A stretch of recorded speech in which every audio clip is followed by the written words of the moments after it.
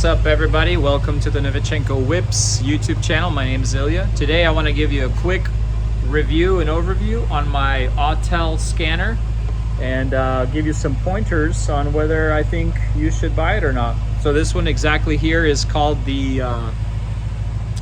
MaxiCheck MX808S. You can buy it on Amazon. I think it's around 300 bucks. It could be more or could be less at this time, but it's a pretty powerful unit for what it is. It's just like pretty much a device that you can plug into your OBD2 port in any car, 1995 or newer, and it connects to the internet for updates and vehicle updates and configurations, and then it pretty much works with any car for a plethora of scanning options, maintenance intervals, and a whole bunch of other special hot functions that you can do in terms of calibrations, adaptations, fuel trim resets, ECU resets. You read the full car with all the body controllers and stuff. And I'm gonna show you an example.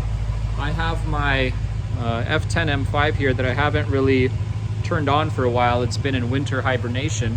And so I used to run like a ethanol blend tune on it. And I just wanna see like if the car's healthy. I'm gonna run it through with the scanner and take you guys with me.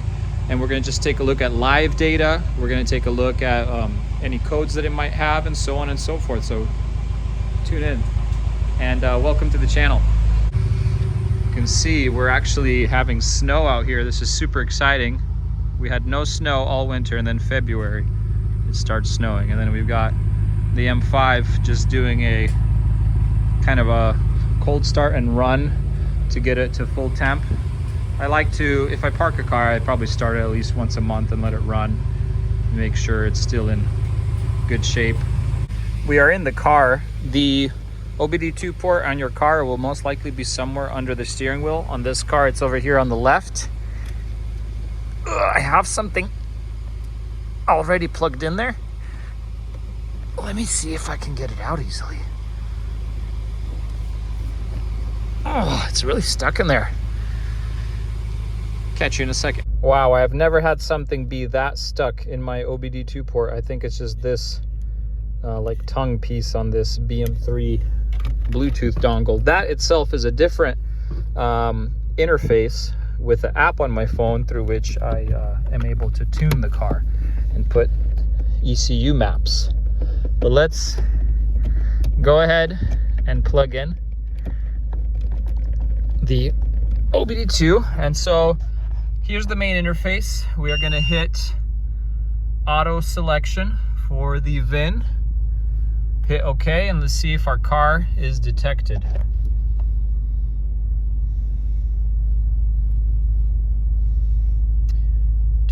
As we can see, the car is still pretty cold. It's been idling for a good couple minutes. I have the hood up.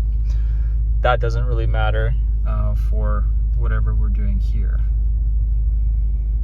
It's also possible that this is still reading from my other vehicle, my Ford. So let me try to restart this because it's just gonna complain a little bit.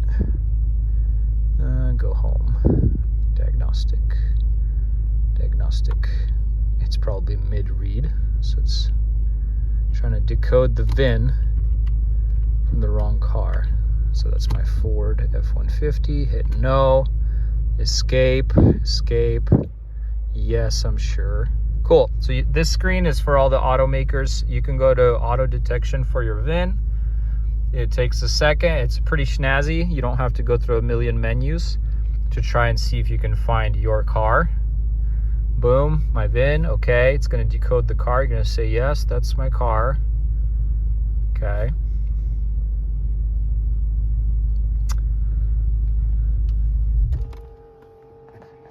Okay, it's like, gotta shut your car off, yo. Can't have the car running. That's fine. So it's interesting how this just shut my car off. Like I said, this has a lot of functions that even a specialized like dealer computer would have, except you're not spending thousands of dollars for those tools. It's more like 300, 400 bucks. It's a pretty powerful package. I've come to learn, especially with diagnosing stuff. Like I helped my father-in-law diagnose his lean condition on his Lexus. I've reset multiple like cabin controllers on the Ford and things like that. So let's do an auto scan. This is going to scan all the electronics on this car. I will not be surprised if we have some faults. It is a BMW after all. Hey, so far so good. 1 fault, 2 faults, yeah. The main ones, of course, in the car, like engine controllers, and then there are some other things. So, central gateway module, integrated chassis management, roof function. I know my moonroof has been acting up. I wonder if it just needs a reset.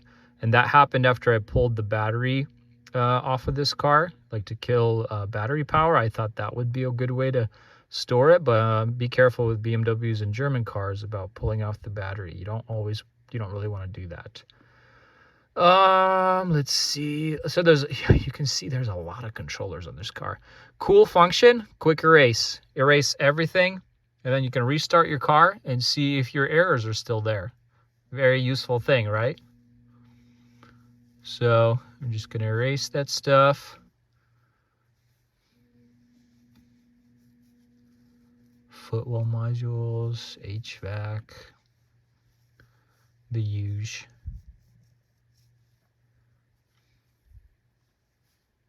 All those were erased. Cool. Let's look at ECU information. So cool. I want to go to some live data stuff. So let's escape out of here. Escape. Yes. I want to go to the different control units. Usually the main ones will be for drivetrain. Digital motor electronics. So this car has 2 DMEs. They're right above the engine. That's wild, but that's what this car has. And so you can do some really cool stuff like live data. Diagnosis request. Let's see if it lets us. Okay, cool. So we've got some info here. Let me start the car again. All right. So cool. We got live data for engine speed. I want to look at like fuel trims. It's been interesting to me how much the ECU has to do in terms of fuel trim correction because of the mixture of ethanol that I had in here before. This looks like knock type sensor stuff with engine misfire counts. So boom. Of course, this is going to be one bank, so you only get cylinders 1 through 4, and then I'm sure the other DME controls the other cylinders. Knock signals, again, not sure what all of these mean in terms of voltages, but we'll keep scrolling for now. Let's find something interesting. Calculated load, driving speed, 0. Ignition timing on running engine, 3 degrees at idle. Cylinder 2, not much. Let's go look at the second DME. What can this one tell us? Live data. Diagnosis request. Similarly, it tells us how much mass of air we're getting, intake vacuum. Some stuff is like not very interesting. So this again shows us cylinders 5 through 8, most likely the other bank. Fuel trims. Are we going to see anything interesting that I want to see, like fuel trim wise? If not, quite honestly, this dongle that I have is the app that comes with this is specialized for BMWs. It actually gives me a lot of information that I might need in terms of logging. So again, there are specialized tools, and there are oftentimes just great tools that you can use for a numerous amount of cars. So let's say I'm in the transmission controller. You can try to read codes. There's no codes. So you can get all sorts of information. Also, on newer cars, let's say your park brake, when you change your brake pads, you need to release the electronic park brake. These cars, or this, there's a bunch of service functions that you can do things like that. So you can go to the powertrain, to the chassis, to the brake system, and you can release the brakes. What I like is this hot functions thing as well. Super cool. So you can see a lot of information that the live data didn't show you. For example, I'm trying to find injectors. Quantity compensation for the injectors. The adjustment values of all injectors are stored in both control units. From which control unit should the stored adjustment values be read out? Let's read the first one. Anyway, this is more about like replacing an ECU. I don't think I'm looking for that right now. How do I cancel out of this? Read the matching values for ejectors from the old ECU, manually enter. I'm just looking to read. Like, okay. I don't need to write anything. I'm just gonna exit. Okay, so looks like some kind of injector values. Determining what injectors you have, stuff like that. Let me see if there's another cool function. I'm going to go back to the first ECU. So when you go into the controller itself, you can do active tests. General injector activation only when engine is running. Injector system 1 off, 2 off. Only. I don't feel like turning off injectors. I'm just looking for like fuel trim values. Tank ventilation, reset control unit. No, not at this time. Live data, ECU information, electric fuel pump controls. Maybe this will give us something.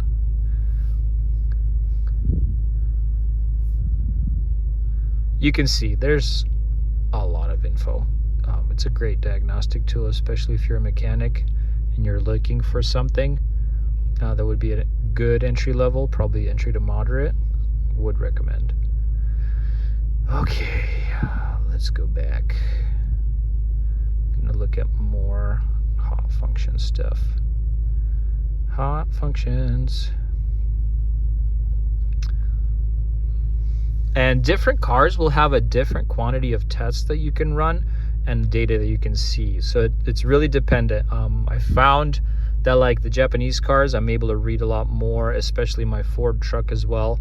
With the BMW here, I find that my specialized tool does have more stuff in it, but still there's quite enough to pretty much still understand and be able to track. For example, different values and actuations for things. You can run tests. It's a great diagnostic tool. You can get to the bottom of a lot of things. Functions, vehicle profile, diagnosis. I still want to see my fuel trims. That's what I'm here for, actually. AF setting, air fuel settings, delete adaptations. What does that do? Let's see what happens. F1, reset all adaptation values except those for the increment wheel. Reset adaptation for the increment wheel. I don't think I want to reset anything right now. Escape. Transport mode. You can see that you can put your car in various mode. There's transmission adaptations. This is a really important one if you're going to change your transmission oil. Like DKG oil adjustment, transmission control unit data adjustment mechanic. I don't know if you can program stuff in here.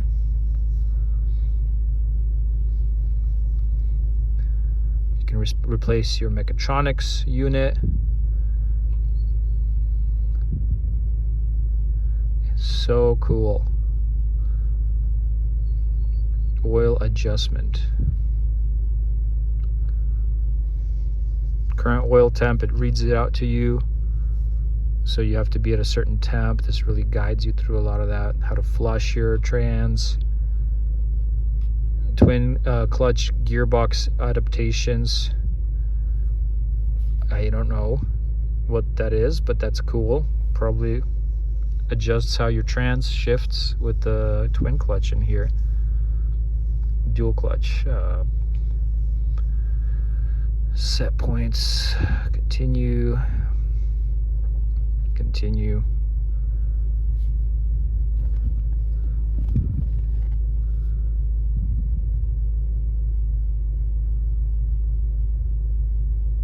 Said press and hold the park brake, engage neutral. We are in neutral. Holding the park brake, continue. Transmission adaptation just started, continue. Oh, I can feel the car like going through gears and stuff. That's kind of interesting. Oh goodness. It's kind of like jolting back and forth. That's wild. I've never had my car do this to me. Boom, adaptation complete. I never knew I could do that. So that is cool.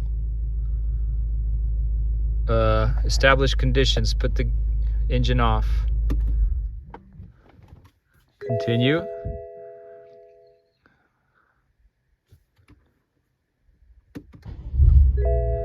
Oh wait, I don't think I was supposed to do that. So engine off.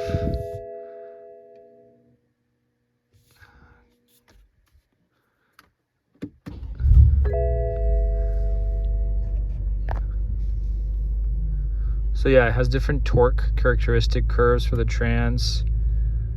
There's slip points. This is like way above my knowledge. I'm just kind of here for the ride, trying to figure this stuff out with you guys.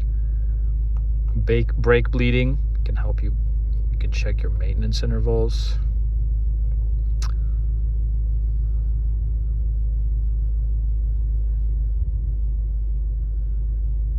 Cool stuff.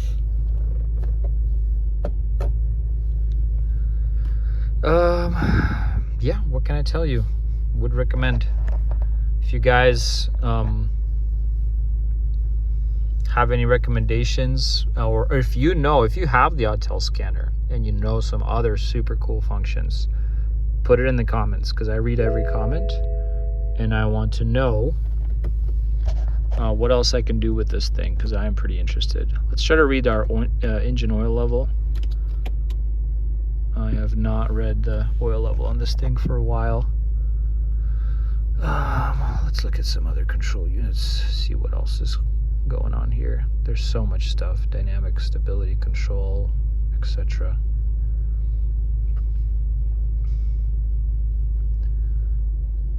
Live data. I'm very interested that fuel trims don't show up for me, but I'm able to read it with my specialized tool. So do beware. It's not a be-all, fix-all, or be-all, show-all type thing, but you can get a lot of information through this tool. It's also possible that there's other controllers. LMV, longitudinal torque distribution. Like, what is that? It's cool, but it does something. Share vehicles and ensure the battery is fully charged. Verify green check mark on the VCI icon. I don't know what that is. Car access, gear selector switch. We are good on the oil, happily. Cool. Thank you for tuning in for this short kind of walkthrough and review of the Autel. Before I say goodbye, I want to show you that it connects to the web, and then there's a bunch of other Maxi tools, or whatever you want to call them. Mostly what I use is the diagnostics. There is the service option, and then there's a lot of cool updates that you can get for newer vehicles, so you won't be afraid that like your tool will get outdated over time. So super cool.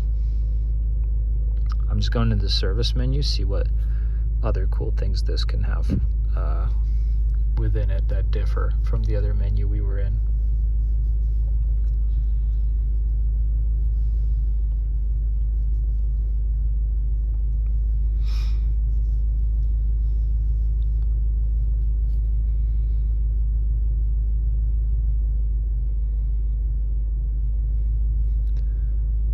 looks like very similar stuff.